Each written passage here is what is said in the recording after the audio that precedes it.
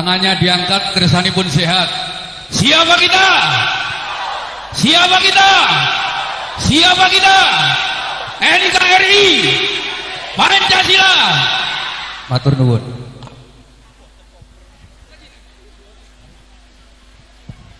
Nakulu ilaihi syukran jazila.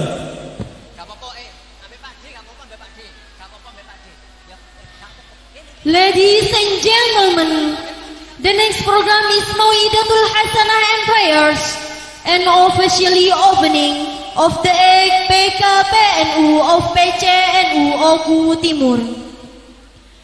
By him, Mr. K. Haji Ahmad Muafiq from Yogyakarta. To him, we invite, please.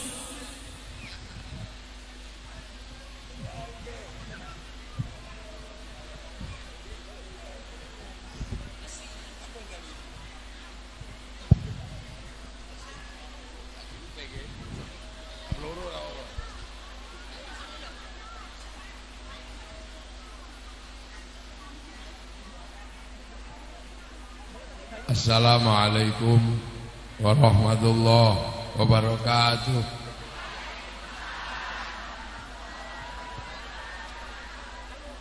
Bismillahirrahmanirrahim. Bismillah, alhamdulillah, wassalatu wassalamu ala rasulillah Sayyidina Muhammad ibn Abdillah wa ala alihi wa ashabihi wa azwajihi wa dhurriyyatihi wa ahli baitihi wa man tabi'ahum bi ihsan ila yaumil qiyamah. Para alim, para ulama, para kiai, wabil khusus Sohibul Fadilah wa Sa'adah Yai Ma'arif, pengasuh pondok pesantren Darussalam Sumedang Sari Oku Timur.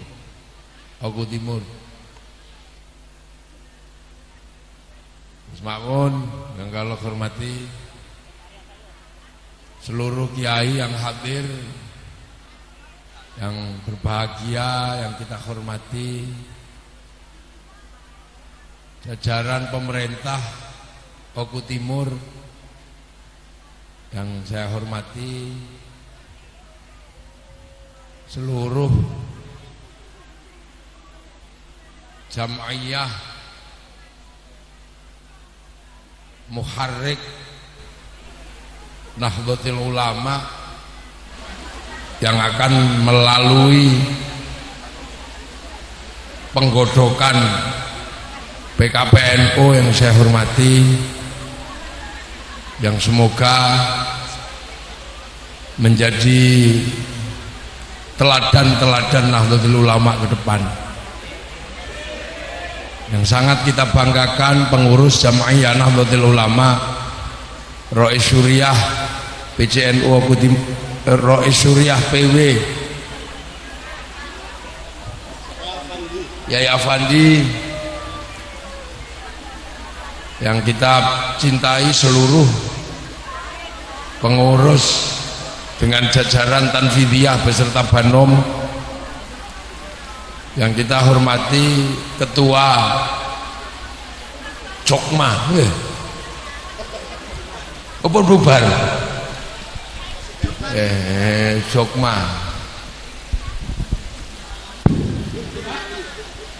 Pak Bupati atau yang mewakili ada? Oh enggak, yang mewakili Bupati. Pak Kapolres, Pak Dandim ada? Para hadirin wal hadirat yang berbahagia, alhamdulillah kita ini masih diberi kesempatan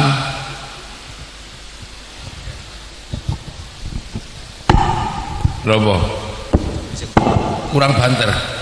Napa kurang? Oh iki banter ya.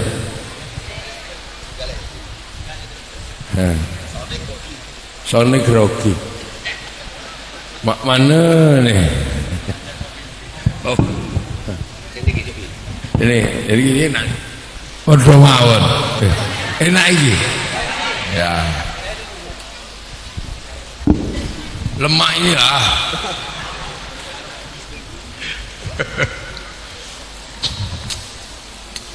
Jadi alhamdulillah kita ini hidup menjadi manusia yang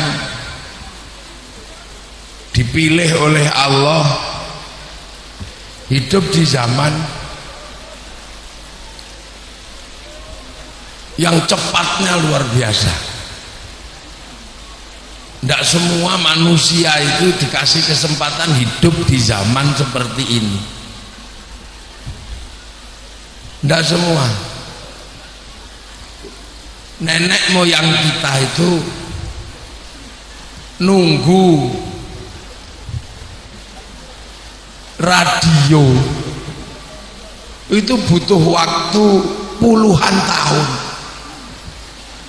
Dari omong-omong sampai ketemu radio itu butuh waktu ratusan tahun. Mulai dari sandi, semapur, morse, telegram, itu butuh waktu bertahun-tahun sampai ketemu radio. Niku butuh waktu ratusan tahun. Sampai ketemu TV butuh ratusan tahun. Dari jalan kaki ketemu roda itu ribuan tahun. Dari roda ketemu mesin itu butuh ribuan tahun, ratusan tahun. Lah kita ini tiba-tiba hidup cepatnya luar biasa. TV itu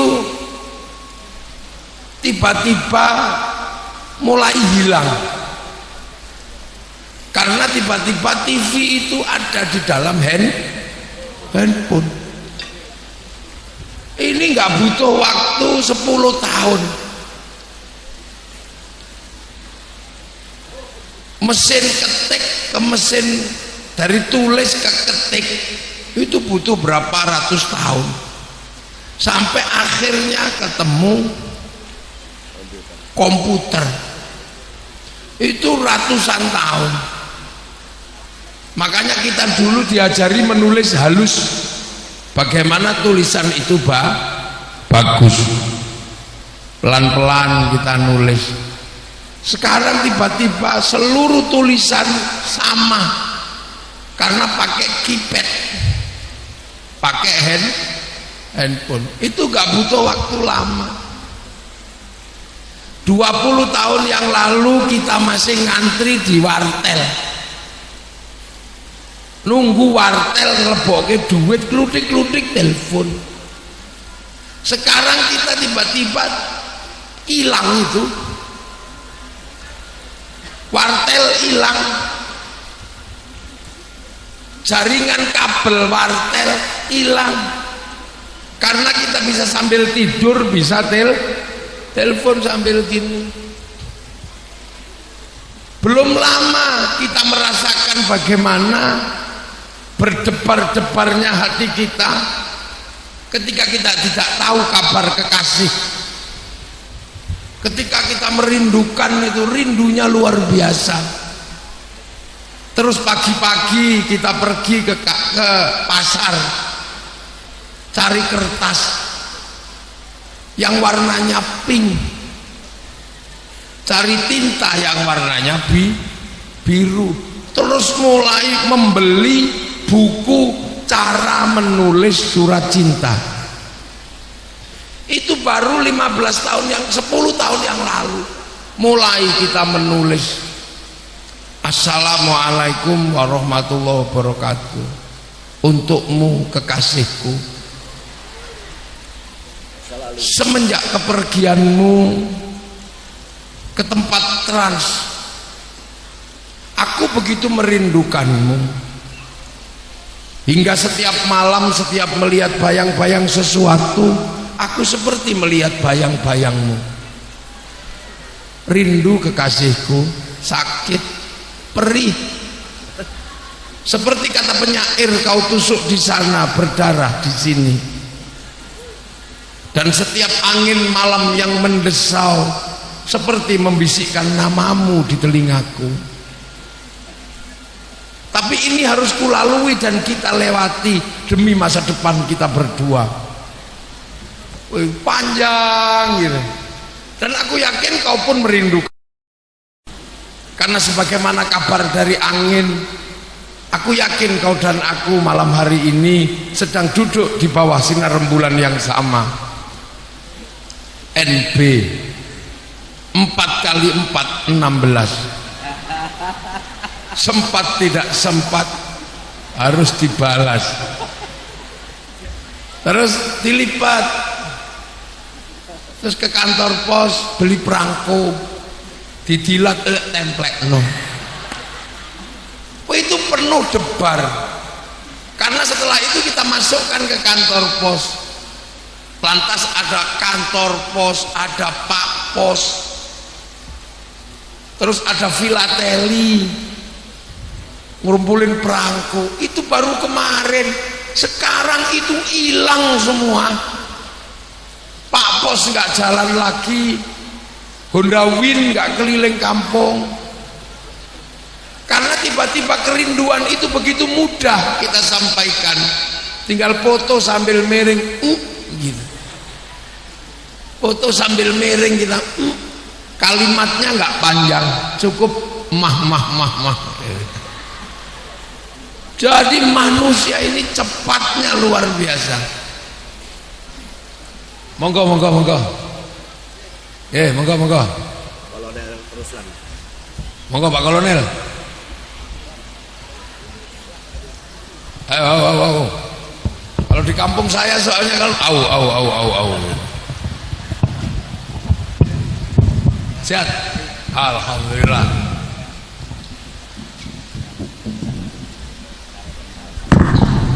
Kok tiga iki? Lah mulakno golek mic sing ana kabelene ora. Wong NU biasane ana wasilahe, lah iki ra enek.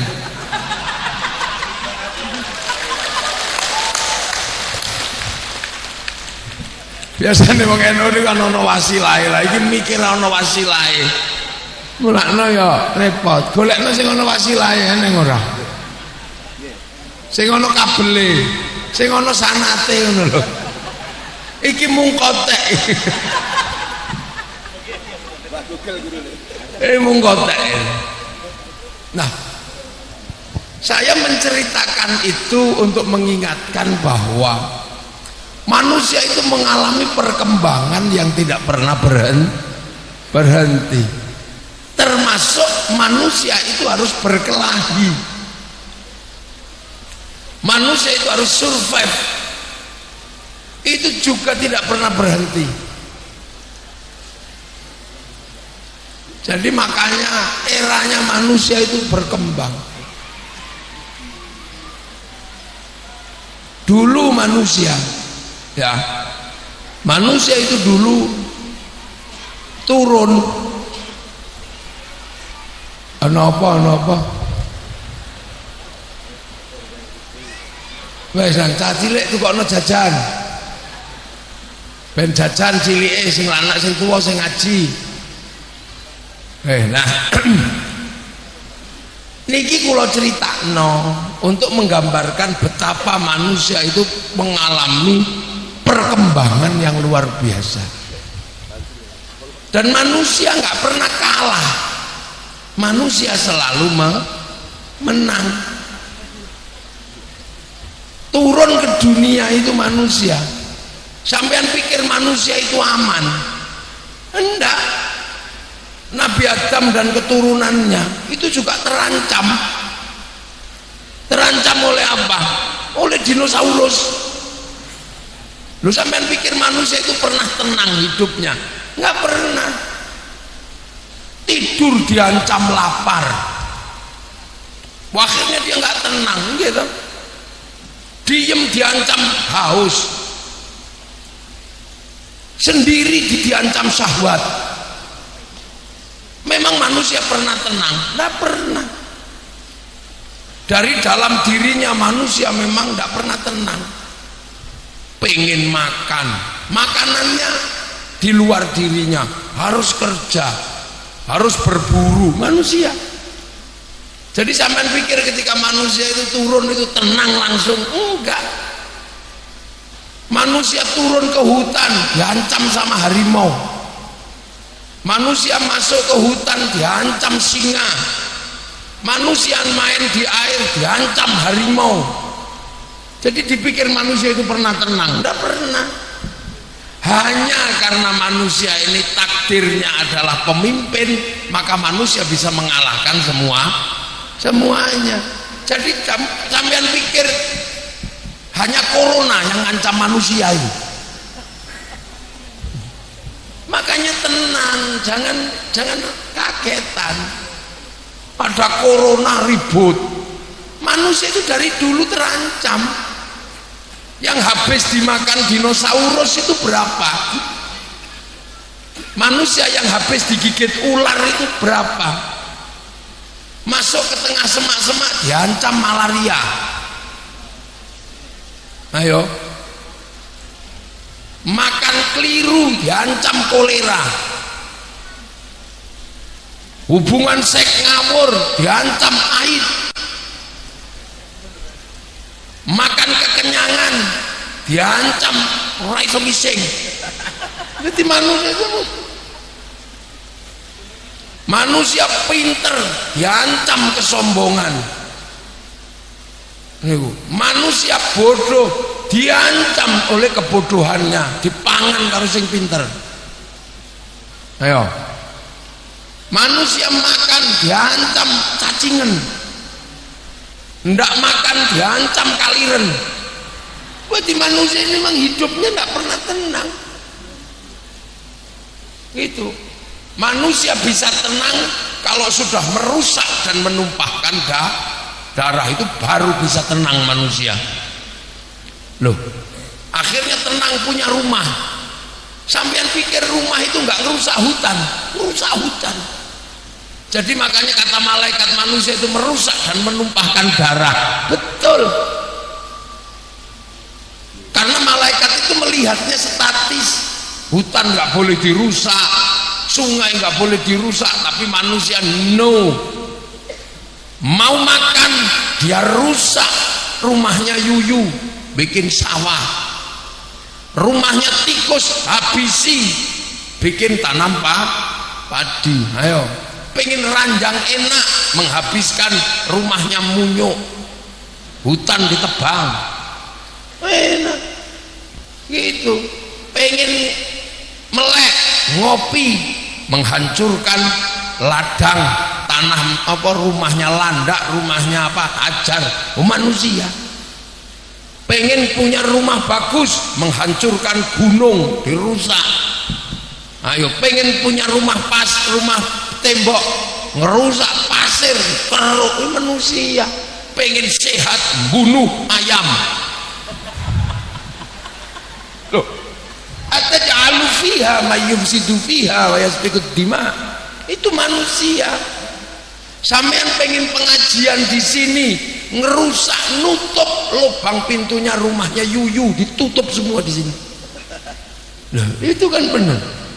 Kita bikin kain, ngerusak rumahnya ulet. Coba sampean apa yang sampean rusak dan gak tumpahkan darahnya?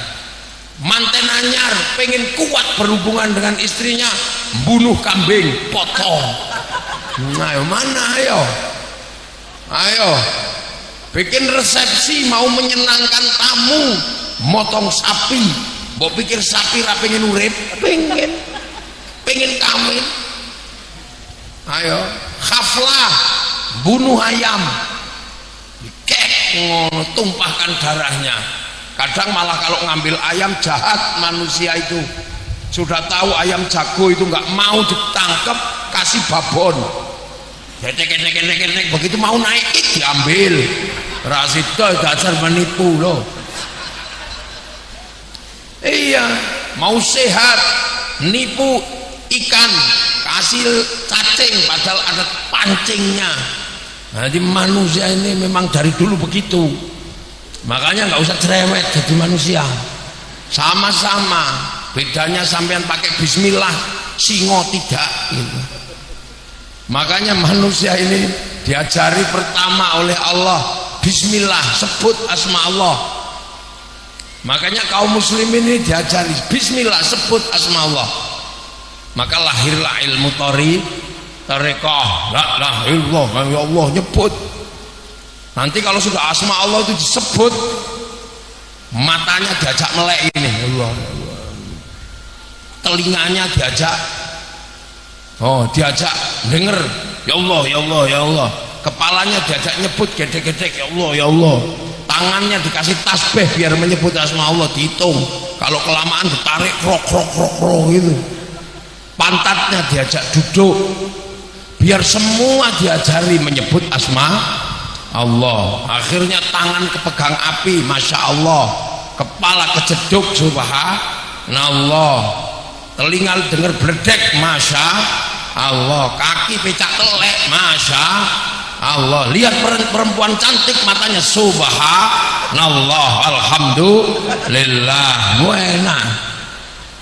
Ya kan, sampai akhirnya kalau manusia sudah terbiasa menyebut asma Allah, bahkan hatinya selalu tidak ada lain selain Allah. Lihat ayam naik masjid, alhamdulillah. Apalagi ayamnya ngising jerot, alhamdulillah. Santri Darussalam bisa praktek toharoh, membersihkan tai ayam dari atas masjid. Ayo praktek toharohnya gimana kalau gak ada teleknya? Nah, karena ada teleknya, yang boleh bawa telek itu praktek itu ya ayam. Kiai nggak boleh praktikum bawa telek ke atas masjid. Lo ayam tenang. Makanya nanti kemudian orang itu nyumber Ar-Rahman. Apa? Belas kasih di dunia dan di akhirat. Makanya orang kalau nyebut asma nyumber Ar-Rahman tenang. Apapun yang di muka bumi dapat Rahmannya Allah. Singa ya dapat rahmannya Allah. Boleh makan babi, boleh makan kambing. Tapi manusia menginginkan singa hanya makan babi, nggak boleh makan kambing. Kalau singa makan babi, alhamdulillah. Singa makan kambing, masya Allah. Padahal kita sendiri lupa setiap hari makan kambing. Memang kambing dulu orang tenang. Nah itu makanya orang-orang itu kalau sudah diajarkan menyebut asma Allah tenang. Lihat Yahudi ya tenang, wong dia di muka bumi berarti dapat rahmannya Allah. Lihat orang Nasrani ya tenang, wong dia di muka bumi berarti dapat rahmannya Allah. Akhirnya semua bisa jalan. Iya, sampean duduk di sini, yang nyiapkan speakernya orang Jepang, agamanya Shinto. Sampean duduk di situ bisa tenang, ya. Karena apa? Karena ada tikarnya. Yang nyiapkan tikar produksi Cina. Sampean pergi haji tenang, karena Yahudi menyiapkan pesawat. Itu saya jauh tenang, Gus Makmun. Karena apa? Bisa komunikasi, sebab orang Korea menyiapkan Samsung. Lu benar. Kita kebanyakan anak, bagaimana cara menghentikannya? Orang Cina menyiapkan kondom. Lu enak. Lah itu makanya kiai-kiai itu nggak ribut, karena kiai-kiai terbiasa menyebut asma Allah. Makanya kiai itu nggak mau kalau Fatihah itu bismillahnya hilang, karena di situ ada pelajaran dasar bagaimana hati yang luas bisa melihat Allah di mana, di dalam telek, di dalam apa, bisa merasakan kehadiran jamaalullah, keindahan Allah. Lho ngono. Lah mulane wong nek maca Fatihah bismillah ilang, biasane kaku, galak. Lah sampeyan delok nek ana wong maca Fatihah kok bismillah ilang, mesti jenise wonge galak.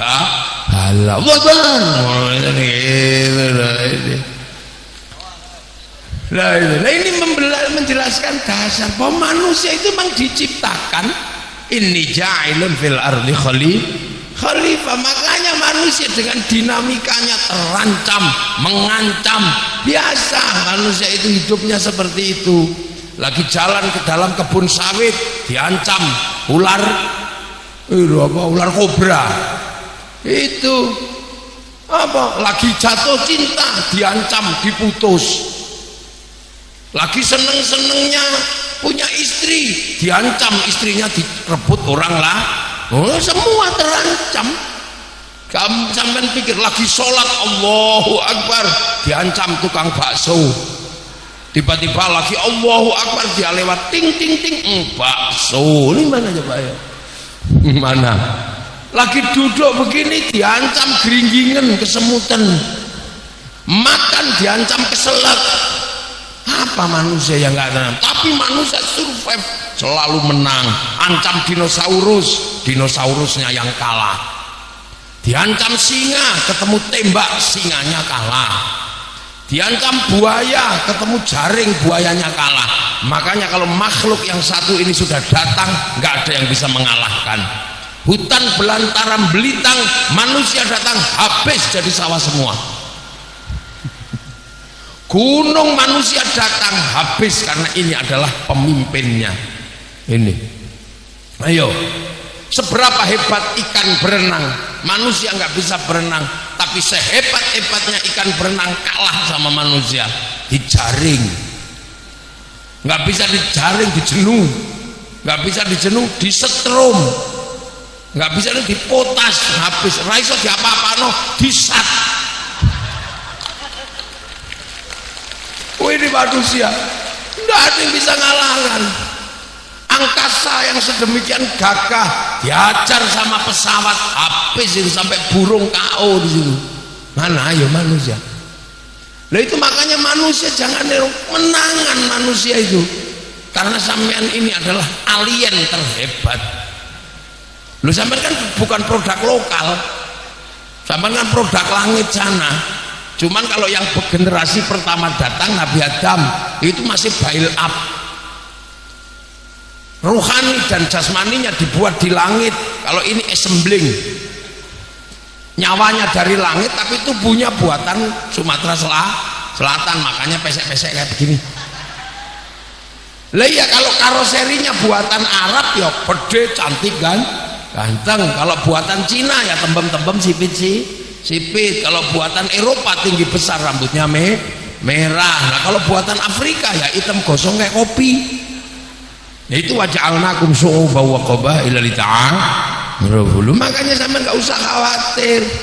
Manusia capek berduduk, perutnya lapar, berburu ngejar, lama-lama berburu capek, suruh anjing sini kamu kerja, tangkep itu bawa sini. Lama-lama berburu capek, cocok tanam nyangkul capek, sapi diambil dari hutan, kerja kamu disuruh lama-lama makani sapi capek, bikin traktor, nggak perlu ngarit, cukup beli solar.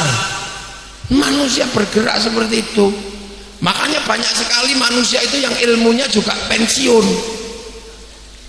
Jadi jangan heran, dulu manusia capek kalau pengen sesuatu tukar menukar sama temannya. Kamu punya apa? Punya telo. Kamu apa? Jagung. Lama-lama bawa telo, bawa jagung, capek bikin uang, alat tukar. Begitu alat tukar gini masih bisa dicuri. Sekarang berubah, uangnya tidak kelihatan, uang digital pakai ATM colongan. Ayo nerang ngerti pas betul sampai bongkok kayak gitu. Manusia bergerak dan berkembang. Sekarang bisa kirim uang dari sini, titit gitu. Kenapa? Karena manusia jalannya sudah cepat. Dulu pakai jalan kaki, naik unta, naik kuda, lama-lama naik mobil, lama-lama naik pesawat, lama-lama sambil tidur, nggak perlu kemana-mana, tapi bisa kemana-mana. Manusia yang melek. Makanya diancam terus. Tahu-tahu diancam sama kodok, mati semua manusia diancam kodok. Zamannya Nabi Ibrahim. Tahu-tahu manusia banyak yang mati. Kenapa? Diancam tumo, kutunen. Lama-lama kutu habis diajar peditok. Iku sing ning mburi kowe ning apa to?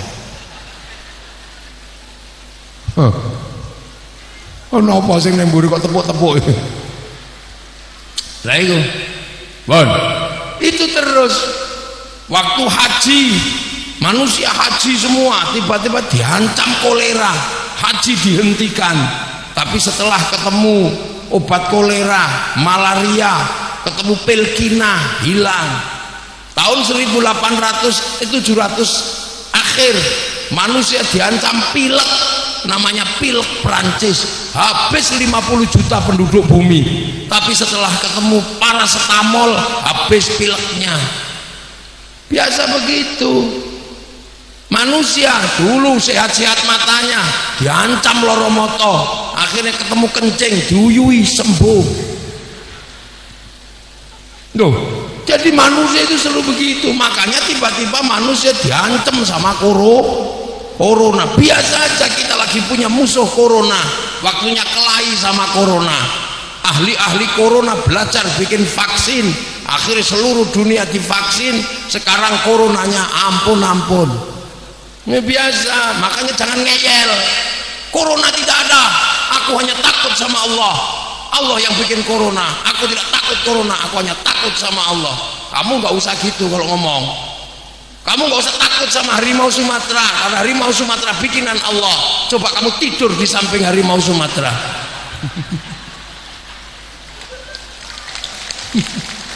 Jangan gitu, makanya kiai-kiai nggak pernah ngeyel. Kiai tahu, oh ya Allah itu pun bikin biar manusia selalu ingat Allah. Caranya gitu.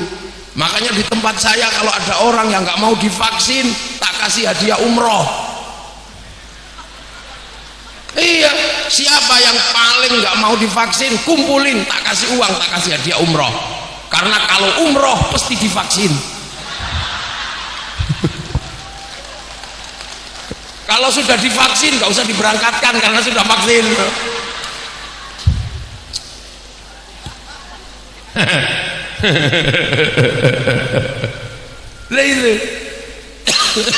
Jadi ini kita ini eranya melawan corona. Ada waktunya. Ini seluruh dunia. Kenapa kok corona sedunia? Lah semua sedunia. Telepon sedunia, joget sedunia. Ini memang waktunya lita'arufu, waktunya semua bergerak menjadi transnasional, ideologi transnasional, ajaran transnasional, sampai budaya transnasional, sampai penyakit juga transnasional. Sampai nggak bisa bayangkan orang joget mentul-mentul di Gangnam Style tiba-tiba menjadi joget dunia Gangnam Style ini toh. Rambutnya anak-anak Mohawk di Indian tiba-tiba menjadi rambut anak seluruh dunia, celipir kayak ayam semua. Saya lihat di sini juga banyak di pinggir jalan, cuman kalau di sini nggak cocok karena ada musim hujan. Kalau kehujanan guling. Iya. WhatsApp tiba-tiba seluruh pelosok juga pegang WhatsApp. Ini waktunya transnasional. Cuman kita punya tidak kekuatan untuk menjadi gerakan transnasional. Kalau ideologi HTI bisa dijadikan ideologi transnasional, Ikhwanul Muslimin produk Mesir yang gagal bisa menjadi gerakan transnasional. Mungkinkah Nahdlatul Ulama juga menjadi ideologi yang dikenal seluruh orang di muka bumi? Iya, lo semua udah lama. Dulu orang Afrika makan telo, orang Jawa makan nasi, orang Jepang makan gandum. Tapi karena kekuatan nasi diakui menjadi kekuatan dunia, maka nasi menjadi kekuatan transnasional. Buktikan musik rock jeduk begini. Musik rock muncul dari pemberontakan orang Eropa terhadap kemapanan borjuis di Eropa, yang semuanya menggunakan musik yang pelan, nama musik jazz diberontak menjadi musik blues, dari musik blues diberontak menjadi musik rock. Akhirnya musik rock menjadi musik transnasional. Dangdut kalah, campur sari kalah, tapi akhirnya kita pelan-pelan memenangkan pertarungan dengan musik rock, berubah menjadi rock dut.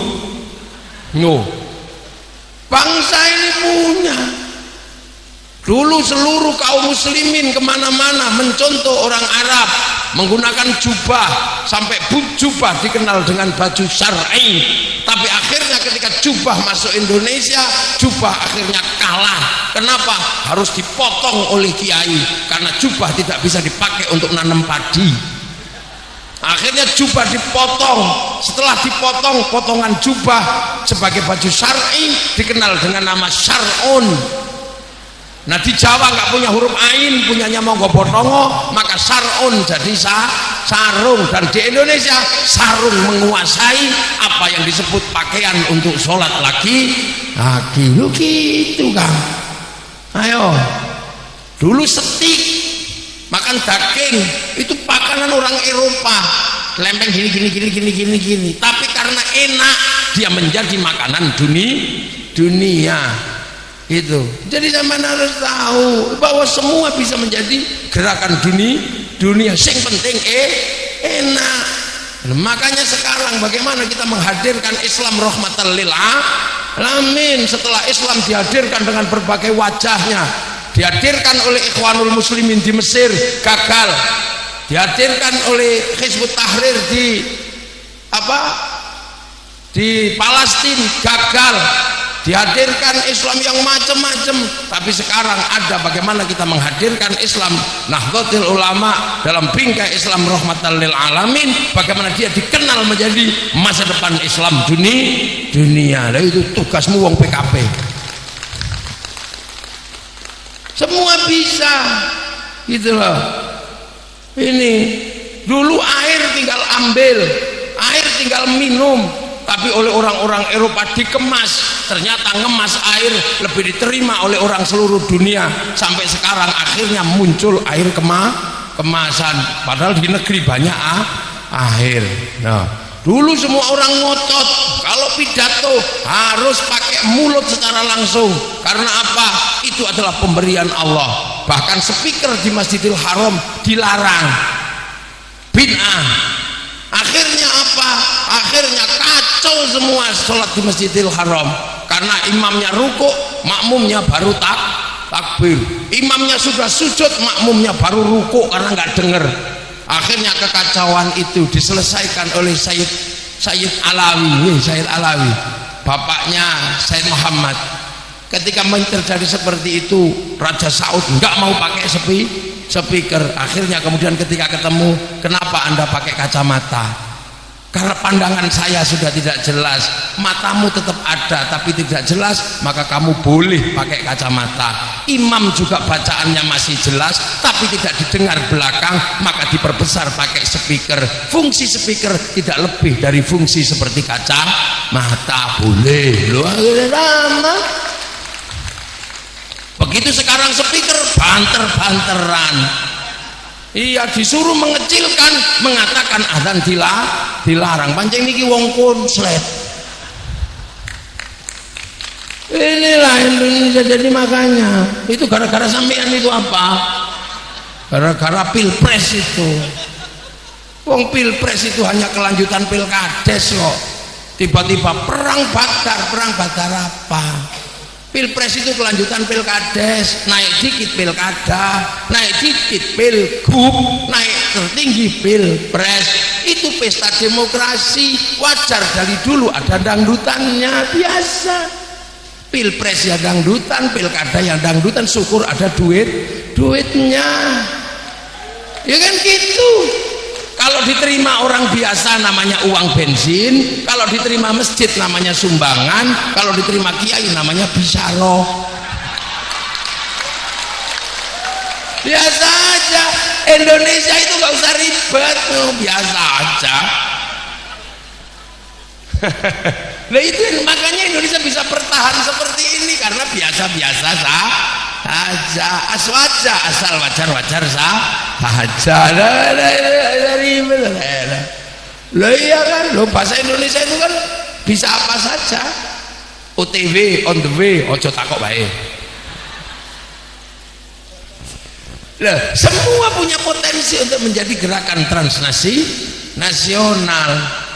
Cerita-cerita besar semua punya cerita transnasional. nasional. Kisah cinta itu adalah kisah internasional. Kenapa yang lebih terkenal Romeo dan Juliet? Karena cerita Romeo dan Juliet dimiliki oleh bangsa yang hari ini menjadi pemenang, padahal kita punya segalanya. Mereka punya kisah cinta Romeo Juliet. Orang Eropa, orang Arab punya Kais dan Laila. Orang Cina punya sampai Ingtai. Kita punya banyak kisah cinta, mulai dari Andi-Andi Lumut dan yang lain banyak. Sana punya orang kuat namanya Sam'on, Arab. Eropa punya orang kuat namanya Samson. Kita punya si pahit lidah. Kita punya Bandung Bondowoso. Sana punya cerita ibu tiri yang kejam dalam. Kita punya bawang putih, bawang merah. Sana punya binatang bisa ngomong namanya kura-kura ninja. Kita punya kancil nyuri timun. Apa yang tidak kita punya?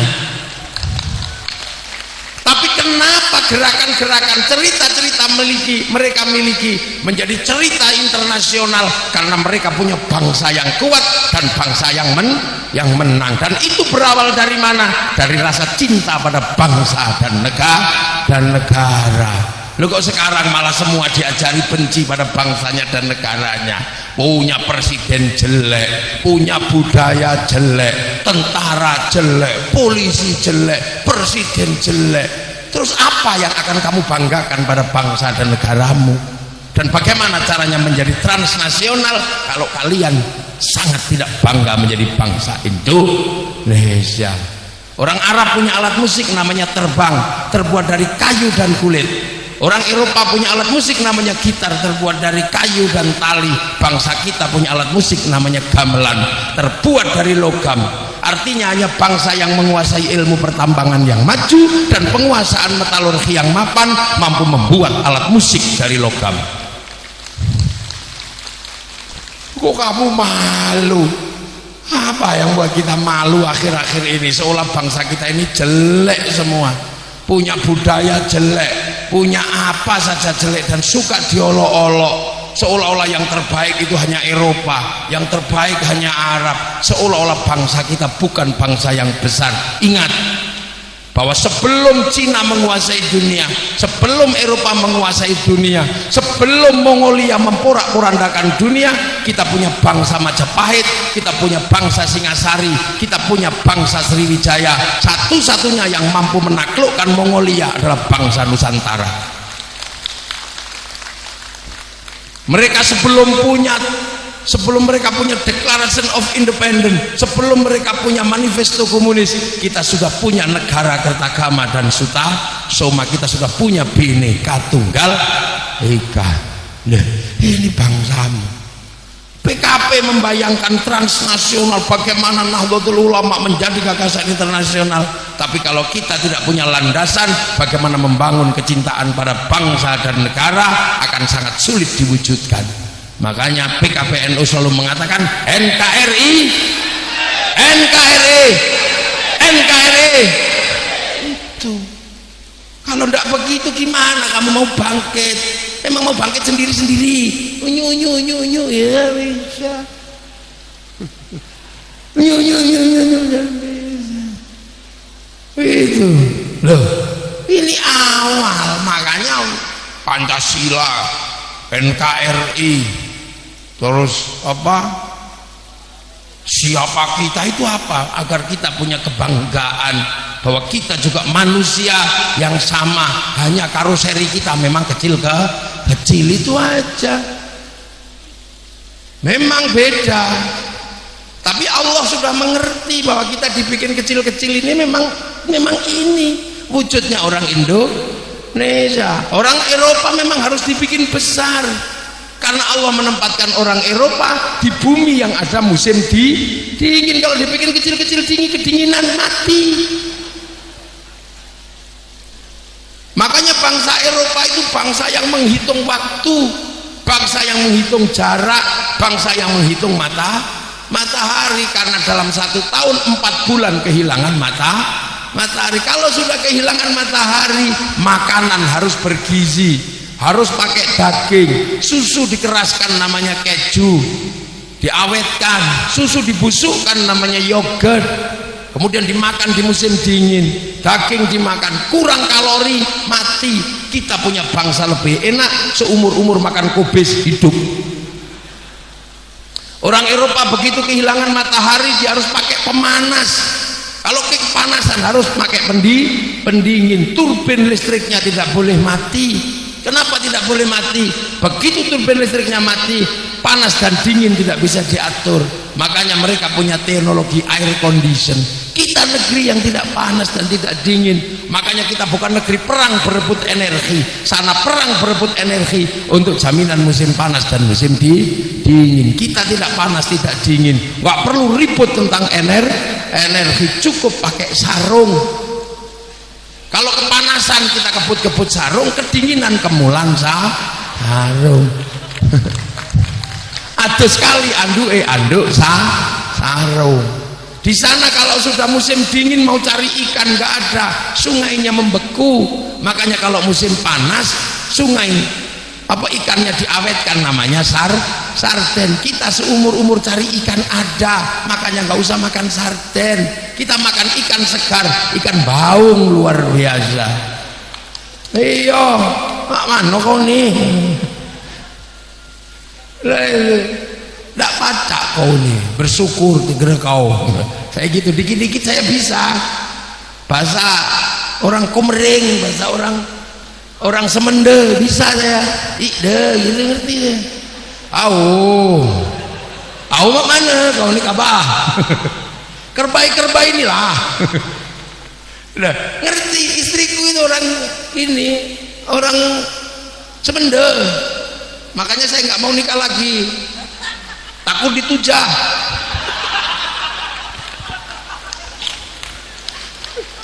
Istriku itu orang Oku Selatan. Mas, nikahlah kau, kutujah kau. Jadi saya sebenarnya berani, tapi dia lebih berani.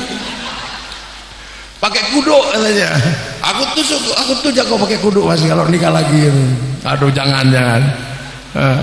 Kalau nggak terima aku pakai gerahang katanya. Loh, iya, asli orang situ. Putih gitu, makanya saya cari orang sini putih karena saya udah hitam. Untungnya anaknya nggak kayak zebra. Lah kita nggak ngerti betapa kita cari ikan ada. Kalau nggak ketemu ikan, labi-labi juga ada, kodok ada. Orang Eropa kalau musim dingin nggak punya daun, seluruh daun rontok di musim gugur. Makanya mereka kalau musim bulan Desember menghias pohon, itu pohon cemara, karena bulan Desember yang nggak rontok daunnya hanya pohon cemara. Makanya nggak usah emosi, jangan tanam cemara di depan masjid kami, itu pohon Kristen. Semenjak kapan pohon punya agama? Ini penting karena itu memahami kalau mau menjadi gerakan transnasional, mampu membaca apa yang ada di luar Indonesia. Orang Eropa itu susah hidupnya, makanya dia lihat matahari terbit senang, kita malah lihat matahari capek, malah ditutup biar tidak kepanasan pakai sunblock. Nanti kalau kepanasan pakai skincare ya. Orang Arab cantik ganteng, kenapa? Airnya jarang. Kalau dibikin jelek kayak gini nggak mandi tambah jelek. Nah kalau dibikin ganteng gitu walaupun nggak mandi tetap ganteng. Orang Cina susah. Sekarang dia mikir 2,5 miliar orang. Sampean bayangkan, satu negara mikirin mulut 2,5 miliar manusia. Itu kalau setengah kilo gandum sehari ada sekitar 1.200 1 juta berapa ton ini, kita nggak kebayang itu. Makanya orang Cina itu kalau makan gandum irit dibikin mie panjang-panjang disumpit biar awet. Kalau cara makannya kayak orang Oku Timur, apa sih camuk ini apa? Ayam dipendekkan usianya dari 5 bulan tinggal 40 hari. Makan kambing nggak cukup mereka, karena kambing satu pentilnya 2, anaknya 1. Makanya mereka cukup makan babi, pentilnya 24, anaknya 30. Cukup. Ini zaman mesti paham. Begitu salah menghitung neraca ekonominya, mati mereka. Makanya mereka bergerak kemana-mana carikan kehidupan. Apa sampean ikhlas orang mati karena nggak makan? Tiba-tiba hancurkan Cina, bunuh Cina. Lah nek Cina mati, sing nuku telomu sapa? Ini dunia paham mono, wong PKP terutama. Makanya NU itu terbuka, santri terbuka. Karena apa? Kita tahu bahwa rahmannya Allah itu untuk semua makhluk. Jangan sok-sokan. Orang Afrika bingung dia bikinkan makan, kelaparan di mana-mana. Karena apa? Mereka belum bisa selesai dengan binatang. Nanam jagung habis dimakan burung betet. Betet Afrika gedenya sak mintok. Namanya makhau, dijual ke Indonesia seharga 200 juta. Nanam padi habis dimakan emprit. Empritnya masih triliunan. Diekspor ke sini satu seharga 30 juta, namanya black strut. Orang Afrika nanam telo, ubi kayu habis dimakan celeng. Nanam pisang habis dimakan monyet. Karena monyet Afrika sekali makan langsung satu tandan. Karena monyet gedenya sapi namanya gorila. Makanya sampai nanam jagung aja musuhan sama monyet. Padahal monyetnya baru namanya beruk. Beruk orang sini bilang. Beruk. Ayah kan beruk kan? Beruk mak mana kau ni kau?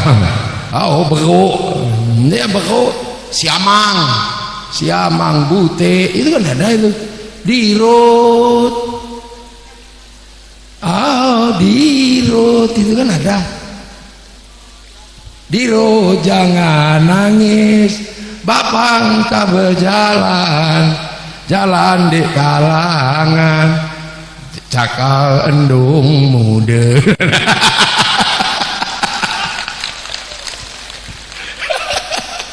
Loh, itu makanya teman, masya Allah, jadi orang Indonesia itu nikmatnya luar biasa. Apa yang kita nggak punya?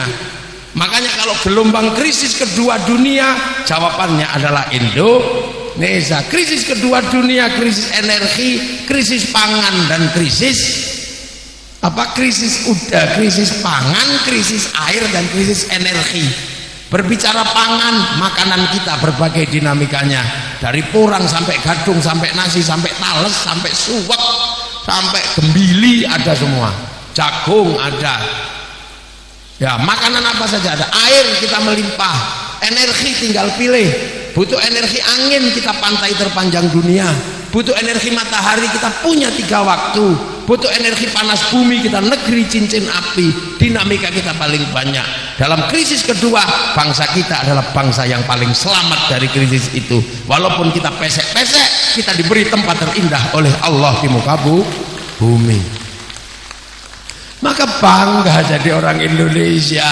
Baru dengar apa Borobudur karya Nabi Sulaiman, senengnya.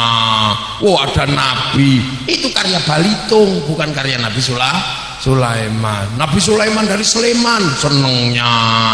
Seolah-olah kita ini bangsa yang tidak pernah bisa kuat kalau tidak dengan bangsa yang lain. Kita kuat sampai yang kecil-kecil, pinter-pinter. Yang lain bisa bangun piramid, kita bisa bangun Borobudur. Yang lain punya apa, kita juga punya. Makanya teman-teman PKP, kuatkan diri kita, jangan pernah galau dengan apapun. Lah itu manusia. Cuman manusia itu kelemahannya satu, apa? Pulang mati. Manusia itu bagaimanapun juga sudah dijanji oleh Allah, inna lillahi wa inna ilaihi raji'un. Kita ini mau pulang kemana? Ya ke kampung halaman, di sana, di surga, di sana, ketemu surga atau ketemu neraka, pokoknya yang penting kita mesti pulang. Kalau sudah waktunya pulang, la yastakhiruna sa'ata wa la yastaqdimun. Nah, untuk memberikan bekal pulang, kasih kabar pulang bahwa besok kamu tuh pulang kemana? Innalillahi wa inna ilaihi raji'un. Makanya Allah selalu ngirim nabi dan rasul untuk kasih kabar, ente pulang, kamu pulang. Nabi tertua, Nabi Adam, nggak usah diajari pulang, wong Nabi Adam itu masih dari kampung halaman. Sampean bapak-bapaknya nggak usah diajari tentang kampung halaman karena masih dari sana. Tapi buyutnya sudah nggak ngerti, maka sekali-sekali buyutnya diceritani, diajak pulang. Nanti canggahnya nggak tahu, warengnya sudah nggak tahu, warengnya perasaannya sudah murni jadi orang Semende, padahal aslinya masih orang Jawa. Lah dulu juga sama, Nabi Adam masih tahu kembali ke surga, Kobil sudah nggak tahu, Kobil udah nggak ngerti. Maka kemudian Kobil udah ngelawan. Begitu juga selanjutnya manusia sudah mulai lupa, dikirim Nabi Idris lupa, generasi berikutnya mengaku jadi Tuhan, Namrud. Maka kemudian Allah ngirim Nabi Ibrahim terus gitu, sampai akhirnya manusia hanya diingatkan. Dah yang teringat, yang mengingatkan terakhir kali adalah Nabi Muhammad ini yang terakhir ngingetin. Setelah itu udah nggak ada lagi yang langsung dipanggil Allah untuk ngingetin. Muhammad ingetin mereka itu besok pulang kembali kepadaku. Kalau sudah waktunya kembali nggak bisa maju, nggak bisa mundur. La yastakhiruna sa'atan wa la yastaqdimun. Lah Nabi ini diutus untuk ngingetin.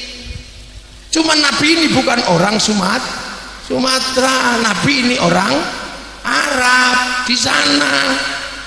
Nabi juga bukan tahun 2020, Nabi itu tahun 600, tidak di sini dan bukan orang sini. Makanya yang ketemu Nabi bukan orang Palembang. Jadi akhirnya yang menerima kabar pertama kali pelajaran Nabi itu bukan orang Palembang tapi orang Arab, namanya Abu Bakar, Umar, Utsman, Ali, itu Bilal.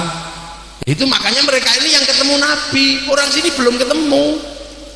Makanya kabar tentang manusia yang kembali ke langit itu di Arab sana yang ketemu, namanya sahabat. Makanya orang Arab yang ketemu Nabi namanya sahabat, karena sahabat itu orang Arab maka namanya Abu Bakar. Maka nggak ada sahabat namanya Joni, nggak ada. Itu namanya apa, Paidi, nggak ada. Apalagi wali Mukidi, nggak ada. Ya kabarnya di sana, kasih Quran, hidup bersama sahabat, mengajarkan ya sahabatku ini loh. Akhirnya sahabat bilang, aku tuh diperintah Nabi begini, aku itu begini. Diajari Nabi pelan-pelan, diajak hidup serumah, diajari, diulang. Ini namanya sahabat. Kabar itu masih di sana. Terus ada orang pengen belajar kepada Nabi. Kebetulan karena Nabi ini manusia, Nabi meninggal, akhirnya nggak ketemu sama Nabi, ketemunya sahabat. Nah orang yang dapat kabar dari sahabat tidak ketemu langsung dari Nabi namanya tabi'in. Nah orang yang terus kemudian tabi'in ini diajari gini loh sama sahabat. Dulu aku disuruh Nabi begini, amarona Rasulullah Shallallahu Alaihi Wasallam kada. Terus aku pernah dilarang oleh Nabi begini, nahana Rasulullah Shallallahu Alaihi Wasallam angkada. Aku dilarang Nabi seperti ini. Terus aku pernah bersama Nabi dulu ya tabiin. Gimana? Kunna ma'a Rasulullah Shallallahu Alaihi Wasallam naf'alu. Aku bareng Nabi menjalankan. Terus ceritanya gimana lagi? Aku pernah lihat Nabi, ra'aitu Rasulullah Shallallahu Alaihi Wasallam yaf'alu. Nah terus aku pernah denger tok, sami tuh. Lah ini aku dapat kabar akhbarona. Loh makanya itu hadis. Nah tiba-tiba kemudian lama-lama namanya manusia, sahabat ini juga meninggal. Akhirnya ada yang pengen dapat kabar, datang ke tempat tabi'in. Nah orang yang dapat kabar dari tabi'in namanya tabi'in, pengikutnya pengikut. Setelah itu orang pengen dapat kabar lagi, nggak ketemu tabi'in, ketemunya tabi'in. Orang ini disebut tabi'in sampai akhirnya terus dapat kabar. Dapat kabar ini sampai akhirnya yang dapat kabar itu Kiai Makbul. Ya kan, dapat kabar Kiai Makbul. Terus akhirnya kabarnya Kiai Makbul dikabarkan kepada Kiai Mu'arif, dikabarkan kepada Kiai Makmun. Ini kabar lah, kalau ini terus namanya apa? Coba misalnya Gus Makmun, Gus Mu'arif itu namanya apa? Lah ya sudah tabeut. Mau aja wong ini sudah dapat kabar. Surah umum atau ini sudah dapat kabar. Nah itu loh. Ini dapat kabar dari Lirboyo, sama itu dari Blok Agung, Lirboyo. Itu semua dulu dapat kabar dari Mbah Hasyim Asy'ari. Mbah Hasyim Asy'ari dapat kabar dari mana? Diceritani siapa? Diajari siapa?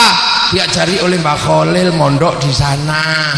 Ya, mondok di tempatnya Kiai Soleh Darat, mondok di tempat bapaknya namanya Kiai Asy'ari. Apa Kiai Asy'ari dengar langsung dari Rasul? Ya enggak, beliau dengar dari siapa? Kiai Abdul Wahid di Solo 3. Kiai Abdul Wahid dari mana? Dari Kiai Abdul Halim di Boyo Lali karena mondok.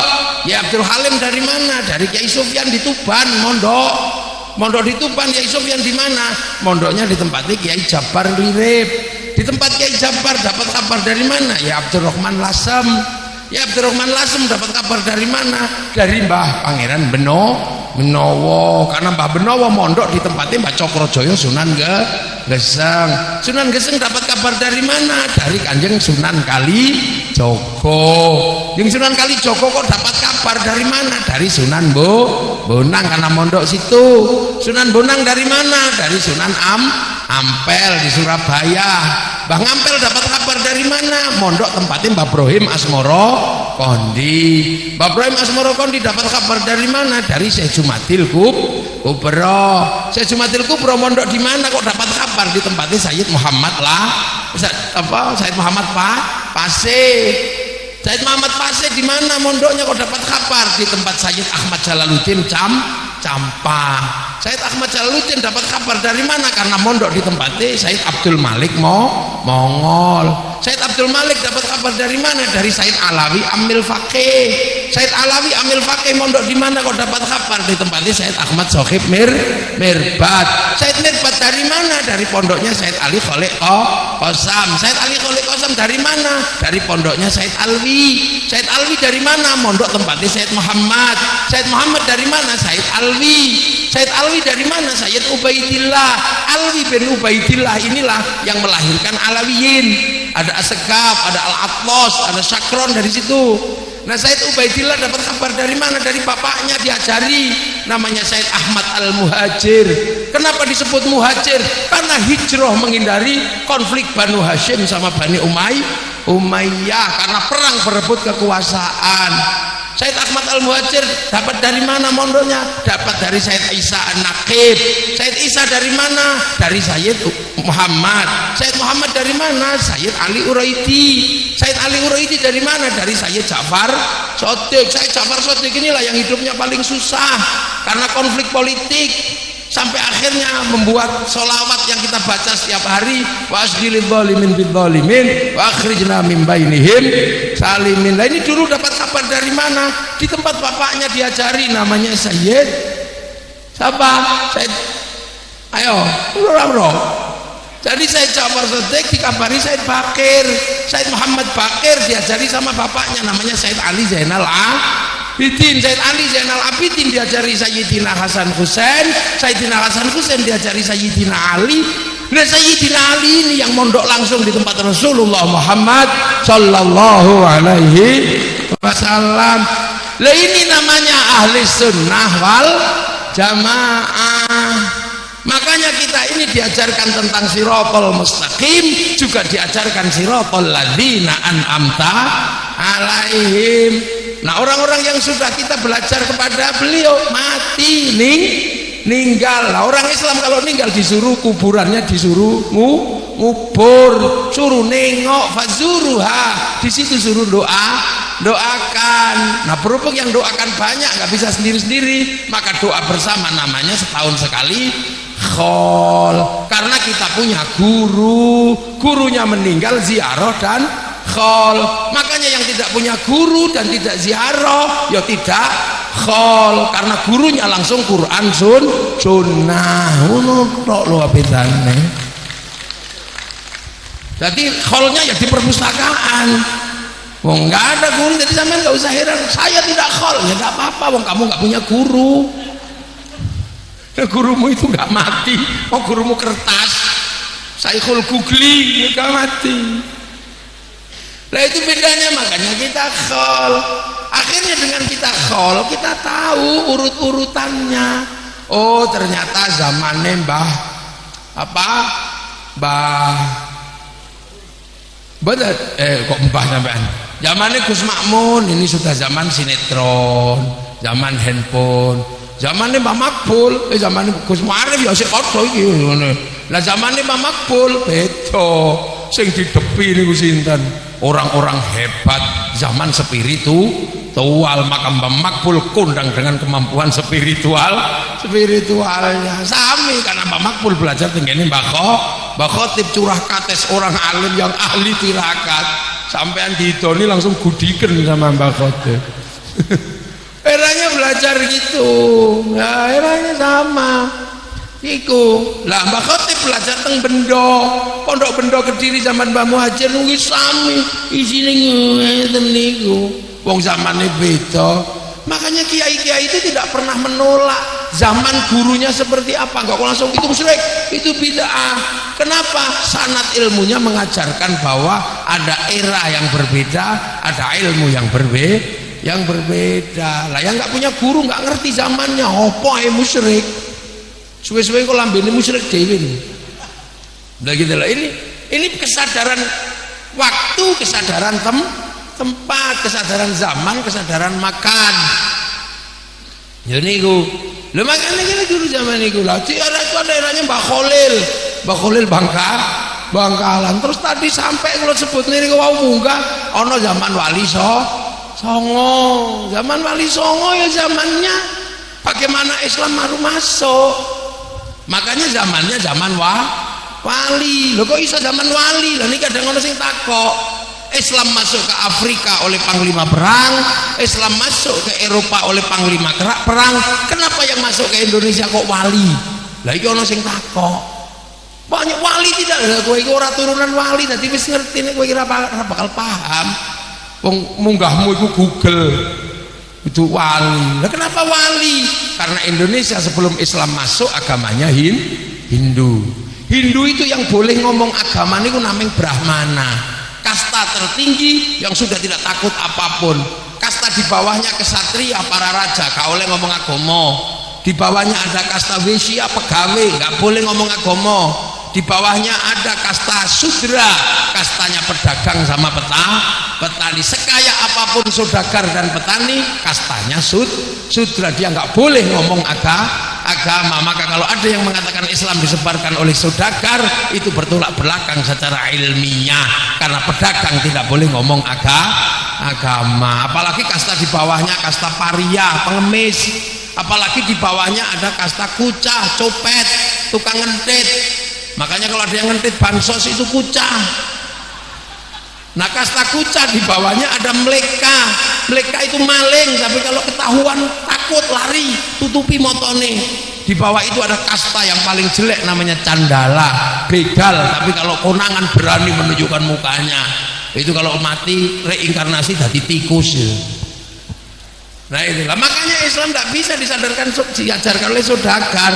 Makanya pergerakan saudagar tidak mampu menembus Nusantara. Akhirnya yang datang para wali inilah yang sederajat dengan Brahmana, sama-sama la khaufun alaihim walahum yahzanun. Nah terus ada yang nanya, referensinya mana, buktinya mana wali bekerja? Wali kok takokno referensine? Wali itu kalau bekerja tidak pakai apa-apa, orang nganggo buku. Karena wali itu kalau kerja langsung online, download langsung sana di filenya Allah, namanya Lauhil Mahfudz. Kan Allah sudah melihatkan kita punya file, punya cloud di langit sana. Yang itu orang Yahudi Nasrani menyebut dengan nama Tabut Sulaiman, orang Yunani menyebut kotak Pandora, nah orang Jepang menyebut kotak Doraemon. Nah sana di download qalu rabbuna Allah tsumma istaqamu tatanazzalu alaihimul malaikah alla takhafu wa la tahzanu. Jadi langsung download Makanya kalau download biasanya 10 tahun gini, 15 tahun download. Makanya kita enak karena punya wali, wifi-nya gede. Makanya kalau kita kirim doa, kirim apa, nggak punya wifi, kita pakai wifi-nya wali ila hadratin nabiyil mustofa. Sama seperti kita kirim gambar, nggak punya wifi, cari wifi gratisan ke warung.co.id, sama aja. Nah kalau nyawa, Allahumma ja'al wa ausil sababa maqalatu ila ruhi bibarokati ruhi, loh niku bisa biasa namanya tawassul. Makanya enak kalau kita pakai wifi-nya wali. Karena apa? Wali itu wifi-nya gede karena downloadnya lama. Syekh Abdul Qadir download selama tahun, Nabi Muhammad 25 tahun naik turun Gua Hira, Sunan Kalijogo download 3 tahun, download file Lauhil Mahfuz. Nah kita kalau download tidur, ya Allah ya Allah ya Allah ya Allah ya Allah ya Allah ya Allah ya Allah ya Allah ya Allah ya Allah, alah suwene lah kau ya wifi nek wifi ini mati. Makanya kita pakai wifi-nya Nabi ila hadrati. Makanya doa itu bisa dibagi, yang penting pakai wifi-nya Nabi. Wa ila jami'il muslimina wal muslimat wal mu'minina wal mu'minat al ahya'i minhum wal amwat. Nah, gitu lah. Makanya kalau ada orang, wah doa kok dibagi nggak nyampe, ini orang kuno ini, padahal kelihatannya pinter. Lo kok bisa? Lo jangankan doa, sepak bola aja bisa dibagi. Di sepak bola kan kita nggak perlu nonton Liverpool, cukup nunggu bagian gratis di depan TV-nya masing-masing, tungguin aja gini. Yang penting nanti di sana ada yang nonton, di syuting, hasil syutingannya dinaikkan satelit, oleh satelit dibagi ke seluruh dunia, namanya siaran langsung, bagiannya sama.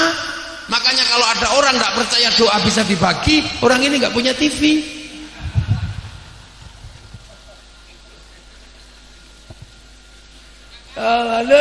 Gila itu. Makanya di dunia spiritual, makanya kiai-kiai itu doa-doanya kiai itu downloadan semua.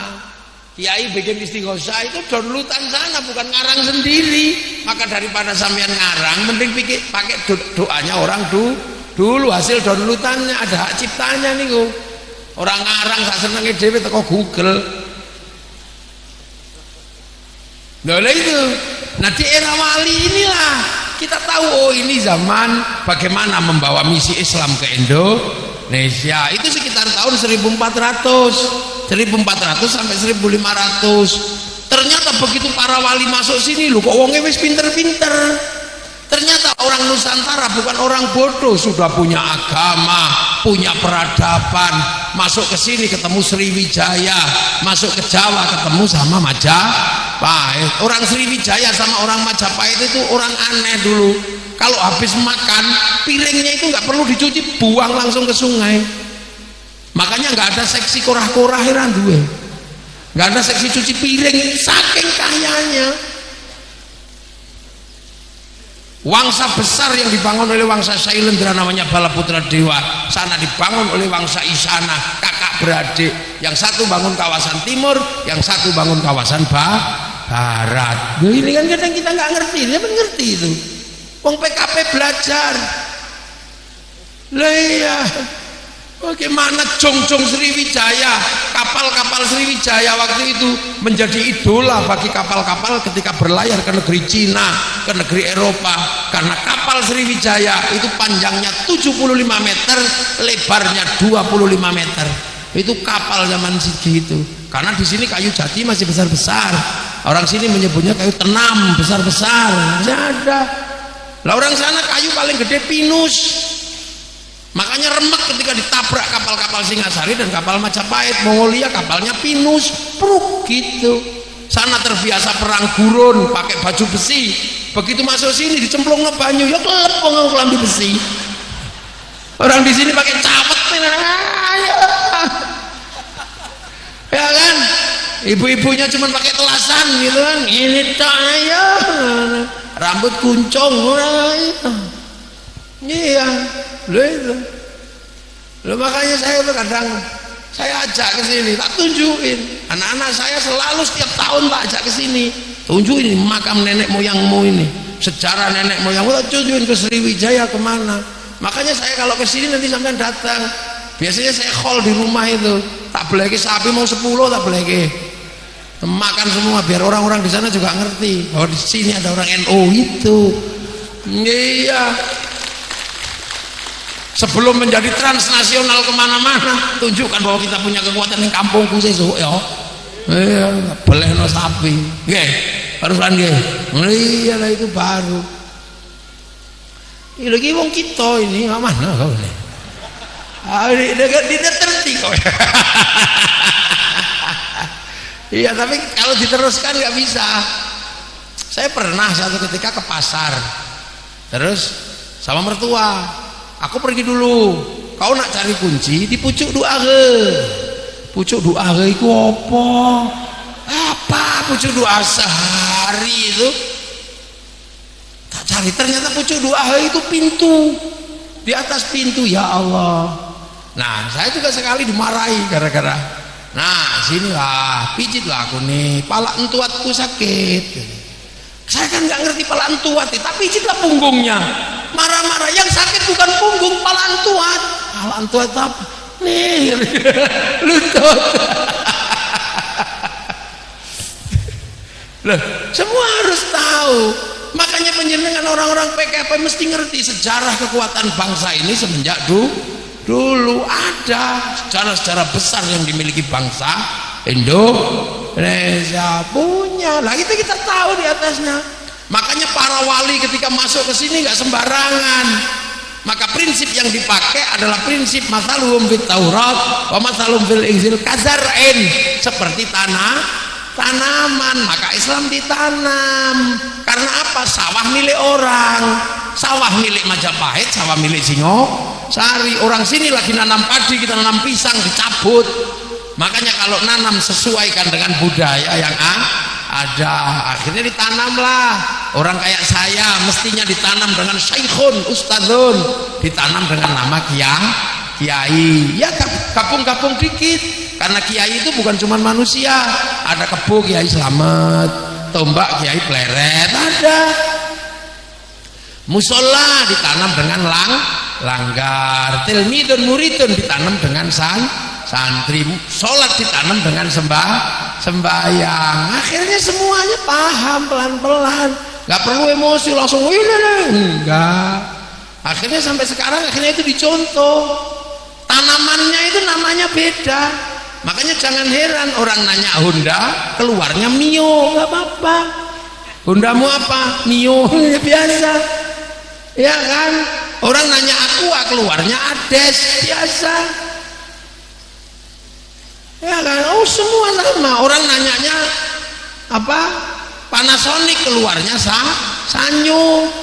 Tuku Sanyo, semua Sanyo keluarnya Panasonic. Itu beli softtek dapatnya bisa Avail, bisa apa? Saya hafal mereknya, mau istri saya perempuan. Kadang tak deloki mereknya apa tau ngono. Kok rodok wangi ngono kuwi. Lah iya. Dan makanya kita nggak usah heran kalau lebaran ibu-ibu biasa bungkusnya kongwan isinya rengginang.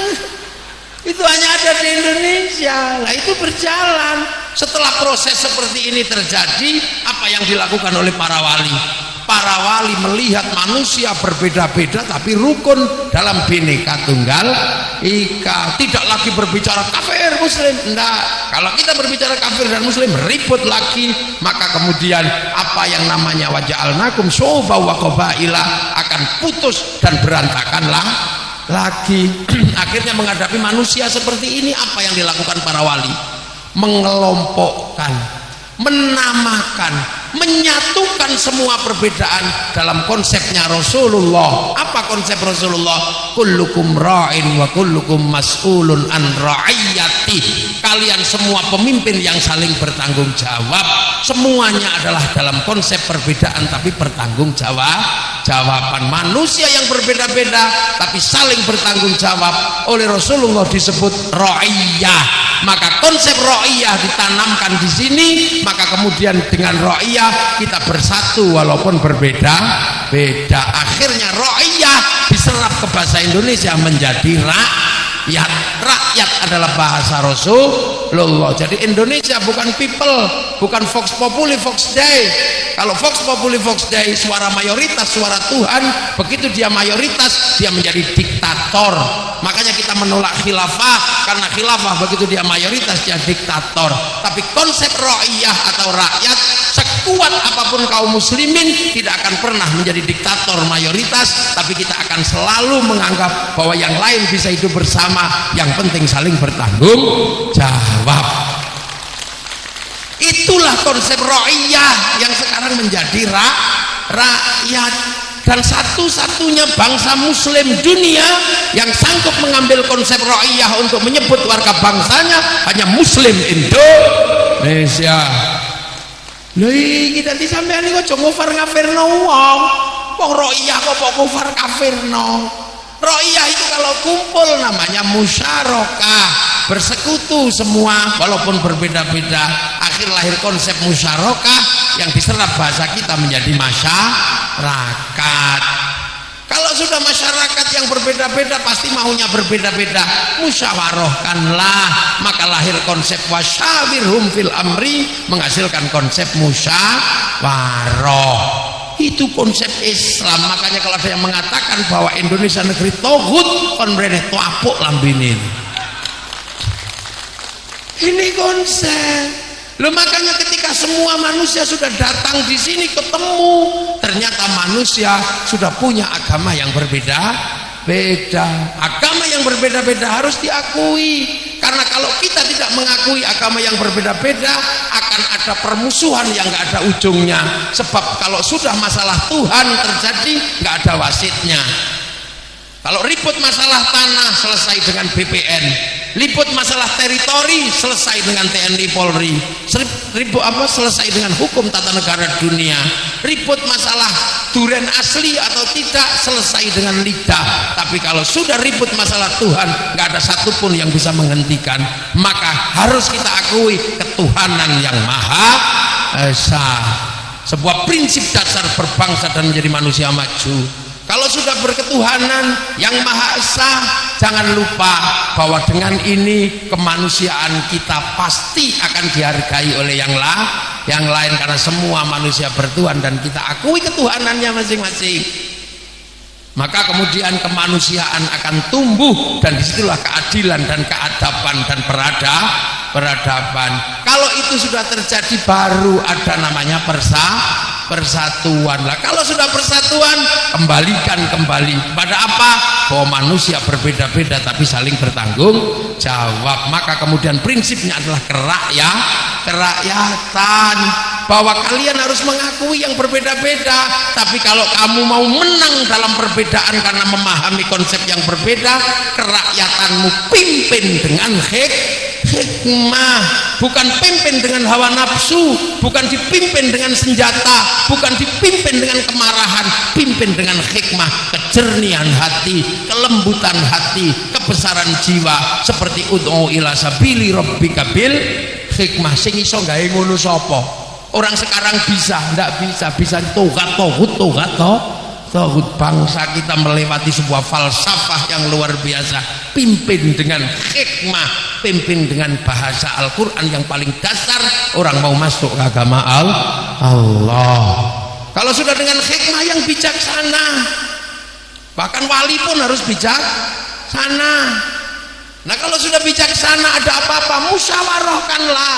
Kalau musyawarah terlalu banyak perwakilan, kalau itu tercipta maka akan ada keadilan sosial bagi seluruh ra'iyah Indonesia. Itu Pancasila. Makanya kalau sampean megang Pancasila pasti jaya, karena menghargai setiap manusia, dan kita bisa berada di situ tanpa ada perubahan sikap yang menghancurkan kita semua. Makanya dunia itu aslinya butuh tenang. Sampean pikir terlalu Yahudi yang melakukan perang, kata siapa? Yang perang itu orang Amerika. Yahudi juga pengen bangsa dunia itu damai, karena bagi orang Yahudi kalau damai perdagangannya lebih maju. Kalau perang hanya roket yang laku, hanya tank yang laku. Tapi kalau damai, alis laku, idep laku, benges laku, sempak laku, katok laku, semuanya laku. Ketika Amerika masih sibuk perang, Cina mengambil alih. Bukan perang yang dia pikirkan, tapi teknologi perdamaian. Dia produksi tisu, dia produksi sedotan, dia produksi lipstik, dia produksi benik, dan akhirnya produksi yang kecil-kecil mengalahkan yang besar. Dan hari ini Cina berani bertarung dengan Amerika. Ketika Amerika punya konsep pertukaran dunia yang namanya Amazon, dihadang sama Alibaba. Ketika mereka punya konsep perdamaian, konsep teknologi dunia yang namanya WhatsApp, dihadang pakai WeChat. Ketika dunia punya sistem informasi namanya Facebook, dia hadang pakai QQ dan REN. Kenapa? Karena dulu Cina pernah mendaftarkan hurufnya, diakui menjadi domain, sehingga seluruh kebijakan elektriknya